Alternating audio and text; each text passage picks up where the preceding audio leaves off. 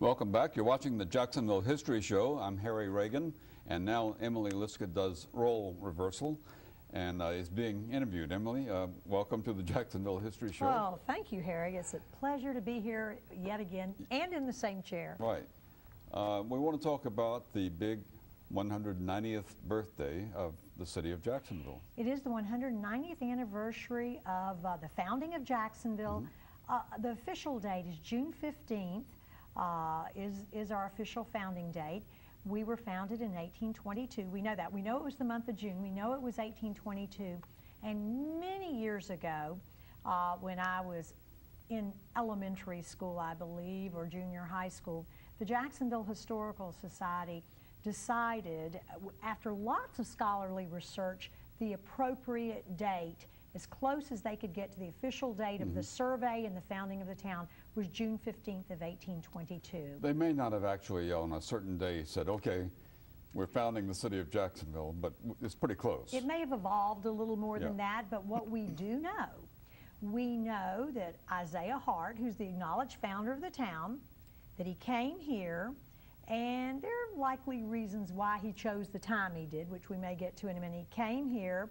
He had $72 worth of cattle with him, and he gave that to the man who owned much of the property right at a place known as the Cow Ford. The Cow Ford wasn't a city or town. It was the narrow crossing at the river, and that's what you'd see on maps. The Cow Ford, that's where you'd logically cross the river because it'd be easier. It wasn't a town. It was not a town, and you would get to the Cow Ford by taking the King's Road, which was the first road into Florida built by the British during the British period.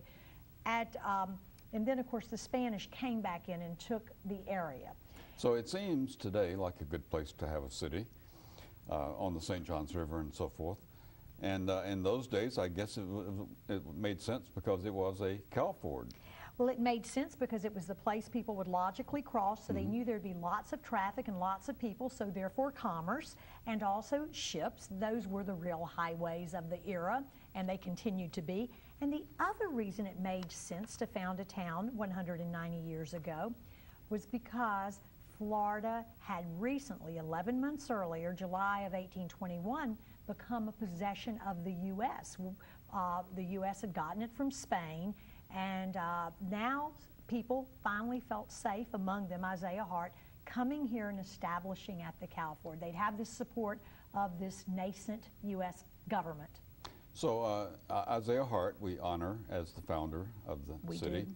How come it wasn't called Hartsville or something? Well, at the beginning, I don't know if it was, I don't think he had an interest in it becoming Hartsville, although he certainly did have an interest in buying up a lot of property in the area, which he continued to do for many years. It was decided before they even started laying out the streets of the town, and you see the layout in this image we have on the table. This would happen. He would, the people surveying the town, Andrew Jackson, General Andrew Jackson, was a great hero at the time. He was a hero in Florida for having sort of relocated the Indians, particularly West Florida and other places. And he was also a hero because this was some few years after the Battle of New Orleans. This was sort of the final whooping of the British. And we all sang that little song in elementary school. You want to sing it? I think I did this once on air or somewhere, and it's, you know, in 1814 we took a little trip along with Colonel Jackson down the mighty Mississippi, took a little bacon and we took a little beans, and we met the bloody British at the town of New Orleans. And yay, then there's a chorus, and you don't want to hear that. And it does tell the story, and that is how I've learned all my, no, not actually, but it's a great story, and the citizens of this area were so excited to name a town for this man who was really a folk hero status throughout this young nation. Who, by the way, never visited the city. That is a great fact. Never stepped foot in this place that we know of. Well, he probably never visited the other places named in his honor. And he was the first provisional governor of Florida. When he took that exchange, he was the one that Florida was handed off to on behalf of the U.S. He was there to accept it from Spain. It was not a pretty event, all in all. There was a lot of controversy involved with that event, as Jackson often was. And he was not real fond of Florida. He wanted to make his way back to his beloved Tennessee as soon as possible. Stayed there a short time. So they laid out the streets and so forth, and many of them are basically like that today. Some of them are one way, and they weren't one way. Exactly. These are the same in every square, we call it. None are exactly square. They are the same size except those in the middle of the original 20 squares. And they realized if they laid it out as they thought, John Brady, who gave part of his land to create the streets, as did Isaiah Hart, they literally gave their land. And when they did that, Brady's house would have been, as you can see, in the middle of the street. So they elongated the center ones, and that's how we got the configuration of our town, those original streets as today. The names of the streets are a real history lesson. For example, the first two not as much so, but the first street name was Market Street. That was named after a little bit of argument about where John Brady and Isaiah Hart's property line came together. It was determined that it was at a tree down on the river right here. We've since built out over the river several blocks.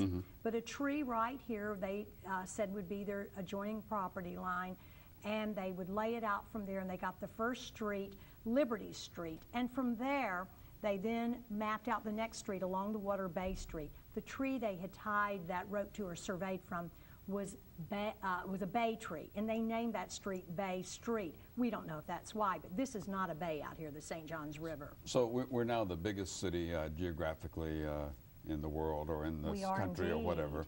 Well, what was the size of the city then and the population 190 years ago? Well, in the day it was founded and for a short time thereafter, there were about 15 people in the township proper. That's 15. And the town would grow very slowly. It wasn't the boom that Isaiah had expected.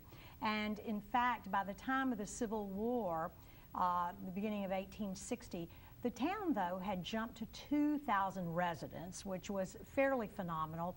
And by the time the town burned down in 1901, we actually were the largest and most important city in Florida with 28,000 residents, whereas the next largest city had about 17,000 residents. That was Pensacola.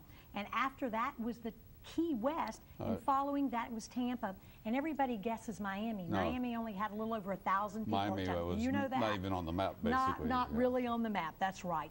So, and then if you look at the other early streets of our town, you see they're very patriotic in the naming, these founders.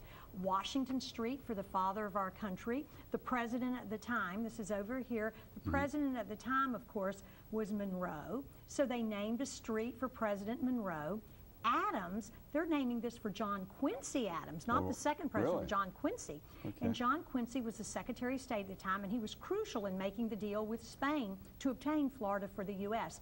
Mr. Forsyth, John Forsyth, worked for Mr. Adams, and he was crucial in the deal as well.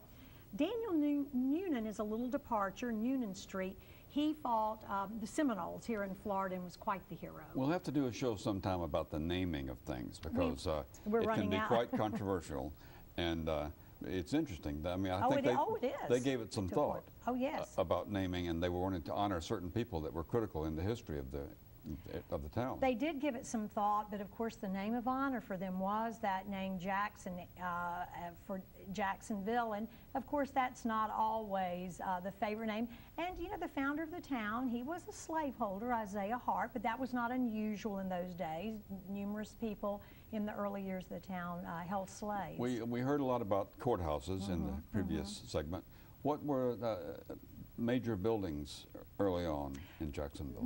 Well, the courthouse was the one that all the angst occurred over that. It would be many, many years before they'd have a school. But when the town was first founded, there was a boarding house early on, and there already had been a general store, although people who came to the area, and particularly one reporter, because to learn about Jacksonville in those days, you have to go back and read St. Augustine newspapers. We didn't have a newspaper when we started up, and you'll read that one reporter said that he didn't know that this little town, there was barely a blip here, and he could rarely find the general store open. They opened it at no given, just whenever they chose, would select to open it, And so when did the city really become big, would you say? I would really say for Florida at the time of the Great Fire, when we were finally recognized as the big town, I would think one of the most interesting postscripts to this is Isaiah Hart. He'd come here, he'd pitch a tent on the river, he'd build this log cabin home. They would have children. He would bring his newborn son with him, which was his second child. That newborn son would become the first native-born governor of Florida. Wow. We're out of time, Emily, and as Emily Lisska would say, we're history.